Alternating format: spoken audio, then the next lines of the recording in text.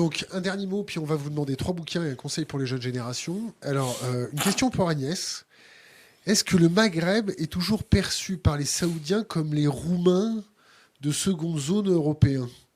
Est-ce que le Maghreb est perçu par le Moyen-Orient comme des Arabes de seconde zone? En fait, le Maghreb est considéré, par exemple, les Saoudiens ont des palais au Maroc, vont passer leurs vacances, Ils ont des putes au Liban. mais aussi au Maroc, euh, sont considérés comme des endroits, pour certains d'entre eux, qu'on peut acheter. C'est le cas du Maroc et de la Tunisie. L'Algérie, c'est plus compliqué parce que les Ça reste un Algériens, vrai pays. Ils ont voilà, un vrai ils caractère. se laissent pas, ils se laissent pas Et acheter. puis les Algériens, Mais on ne va pas au Yémen parce que les 10 ans de guerre civile qu'on ville, a eu, c'est la faute des Saoudiens. absolument. Donc c'était. Et donc c'est vrai que Merci. J'attendais, je voulais vous emmener vers ça. Donc c'est vrai qu'il faut vraiment distinguer pour l'Arabie Saoudite et les pays du Golfe, le Maghreb, il faut vraiment distinguer les pays. C'est-à-dire que le Maroc, c'est un endroit, c'est une monarchie, le Maroc, comme les pays du Golfe.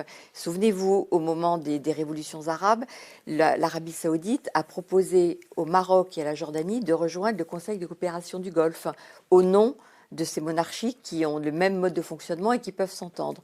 Le Maroc et la Jordanie ont quand même préféré Ils ont euh, évolué, ces gens-là. et éviter de se laisser embarquer dans cette proposition de l'Arabie Saoudite. Mais c'est donc pour dire simplement que pour les pays du Golfe, le Maroc, c'est chez eux, ils font à peu près ce qu'ils veulent et il y a des intérêts bien entendu partagés des deux côtés.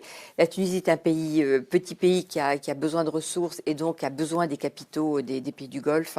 Et donc il y a un sentiment de la part de ces pays du Golfe qui peuvent acheter à peu près ce qu'ils veulent. Et l'Algérie, donc on met à part parce que l'Algérie n'est pas un pays, d'abord un pays qui a de l'argent et qui a des ressources et qui n'est pas dépendant des pays du Golfe, comme peuvent l'être le Maroc et la Tunisie. Mohamed VI, c'est un brouhaha.